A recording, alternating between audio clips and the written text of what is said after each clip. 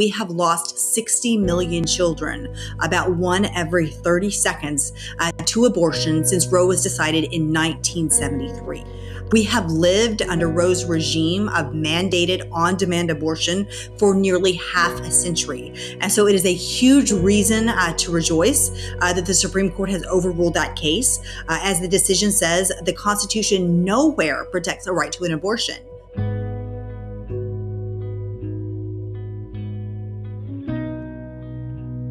We're hearing so much noise about this case, Roe v. Wade, being overturned. And I think there's still some confusion about exactly what has taken place. Some people think that abortion is entirely illegal now. Other people are thinking, wait a minute, this just returns power and authority back to the states. Can you help break this down for us? What are the legal implications of Roe v. Wade being overturned? And what happens now that it's been struck down? Absolutely. Well, something I think that most people didn't realize was just how extreme Roe was. So Roe and Casey talked about balancing the right to life against the so-called right to an abortion. But Kurt, they did no such thing. What they did was they took away from the states the power to protect life until viability, which is about 21 or 22 weeks. And they allowed states like New York or California or Vermont or Virginia to permit abortions up until the minute before birth. So there was no balancing that took place under Roe. It was just this imposition of an extreme abortion policy on all 50 states. Now we see with the Supreme Court's opinion overruling that abhorrent decision that the states can once again protect life. At this point, that does not mean that abortion is illegal. It simply gives power to the elected branches, to the Democratic branches, to protect life. Can you give us an idea of the scope and the gravity, the importance of Roe versus Wade being overturned? I don't think you can think of a case in recent times that has been more significant and that whose overruling is more significant. As you well know, we have lost 60 million children, about one every 30 seconds, to abortion since Roe was decided in 1973. We have lived under Roe's regime of mandated on-demand abortion for nearly half a century. And so it is a huge reason to rejoice that the Supreme Court has overruled that case. As the decision says, the Constitution nowhere protects a right to an abortion. It says nothing in the constitutional text, structure, or history. Rather, it allows states and the Democratic branches to protect life, which is huge. We believe that every child is created in the image of God. And states can now protect those lives. Boy, I agree, and so many millions of us are rejoicing right along with you. You know, I have 6 children together with my wife, and my wife is an adopted child. She was this close to being aborted, and we have 4 adopted children who are also 1 doctor appointment away from not being here. And if my wife were not born, either would our 2 natural-born children. And so this idea of championing and celebrating and defending life is so important to me personally. But back to Roe v. Wade. Why did the Supreme Court overturn Roe v. Wade? I mean, was there a vote among the new justices that now said, hey, we believe that abortion is wrong? Or was it, no, that's not their job. What they did was decide that the decision of Roe v. Wade was actually an unconstitutional decision. Why did they overturn it? It was the latter, Kurt. So what the justices did, and as you say, it's a new court. This is actually the first time in 30 years that the Supreme Court was faced with a decision whether or not to overrule Roe. And it was the perfect time to bring that case to the Supreme Court because we have justices now who are committed to originalism. They're committed to the constitutional text. They're committed to not making up rights like the so-called right to abortion. So what the Supreme Court decision does is it walks through the reasoning in Roe, which even the late Justice Ginsburg thought was overbroad and unjustified. So it's hard to find a legal scholar who would actually defend Roe. Instead, what they said was, well, we just need to keep it because it's already there. This doctrine known as stare decisis. But of course, that doesn't make much sense. If a doctrine is wrong, it needs to be corrected, particularly where it costs 60 million lives. So the Supreme Court looked at the Roe decision. They said there's no basis in the Constitution. And so they overruled Roe and follow-on cases like Casey. And like you said, this is a decision that's been on the books for 50 years in America. What triggered the overturning of Roe v. Wade? What made this happen now? You know, that's a really great question, and it's because of voters in Mississippi. So in 2018, the Mississippi legislature voted to protect life. And the thing is, Kurt, this was a really modest restriction. It was modest pro-life legislation. And what Mississippi said is we believe life is valuable, and we are not going to allow abortions after 15 weeks. Again, this accords with what the majorities of the countries in the world do. So modest restriction, it's consistent with international consensus. And importantly, at 15 weeks, a baby has a heartbeat. She can move and she can stretch. She can hiccup. She is fully taken on the human form.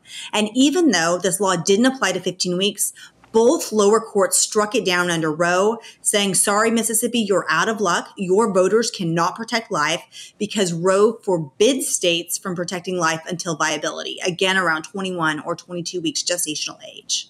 It's so good to hear you frame this the way that you're framing it, about protecting life rather than protecting a woman's choice to abort her baby. And so much of this is about perspective, and we've got to have the right perspective. Since the court is not the branch of our government that makes laws, and yet the Supreme Court effectively made Roe versus Wade the law of the land for 50 years, how did they get the power to do that?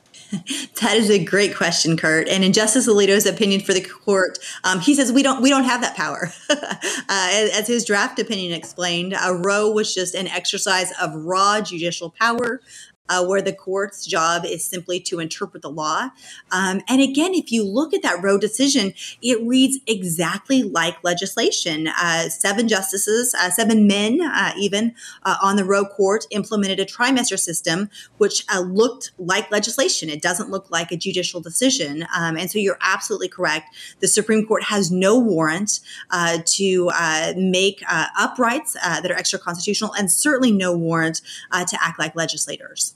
But this shows us how important that Supreme Court power is, because effectively they can make things law by saying, well, this is an interpretation of the Constitution, therefore it's sort of part of the Constitution, and somehow abortion snuck in there, and now it's legal to end the lives of babies in the womb.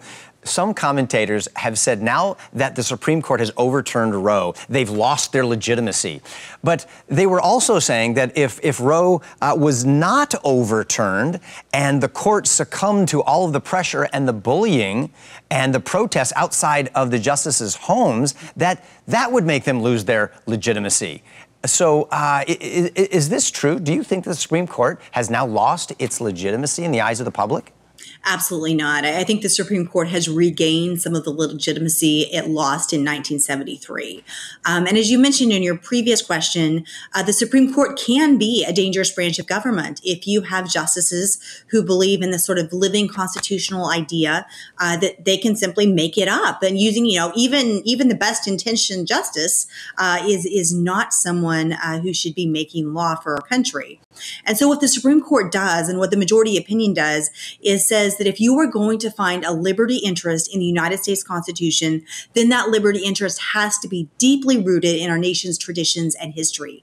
And that is a way of keeping the justices more to the text, to make sure they don't impose simply their own independent policy preferences. And that's why Roe is absolutely an unconstitutional decision, because there is zero history and tradition of a right to abortion in this country. Erin, the news that the draft opinion that was leaked prior to the official announcement, it was such a big deal. It's water under the bridge now, but at the time, it was It was everywhere. And the justices talked about what an egregious act this was. What is so dangerous or so concerning about an opinion like that being leaked early? Well, I think one thing, Kurt, is it's entirely unprecedented. There were a couple of news articles that tried to suggest, this has happened before, but that's absolutely not true. A draft opinion has never been publicly leaked before that opinion came down. And especially in a case like Roe, where one can only presume that the leaked opinion was leaked in order to pressure and harass justices. As you mentioned, protests at the justices' homes with young children. And this is just not the way democracy is supposed to work, at least in respect to the judicial branch. So there should never be protests at someone's home. And the leaked opinion damaged the court as an institution. And I'm thankful to say that they maintained their courageous decision to overrule Roe. Erin, I'm so thankful to live in the United States of America, particularly because of the foundational principles upon which it was built. And one of those is the separation of powers. And the American public, especially over the last couple of years with COVID and the election and all sorts of things, people have in general been sort of losing faith in the government and its integrity. And we're looking at the executive branch and the legislative branch. What's at stake if people lose faith in the Supreme Court's integrity? I think the Supreme Court has been one institution that has been well regarded among the American public, and that's because it has mostly hewn to its constitutional role of interpreting rather than making law. And that's the big problem with Roe. In that case, the Supreme Court did not implement or interpret the Constitution at all. Instead, it imposed its own personal policy preferences. And so I think that's the court's legitimacy is best maintained by the court staying within its own constitutional lane.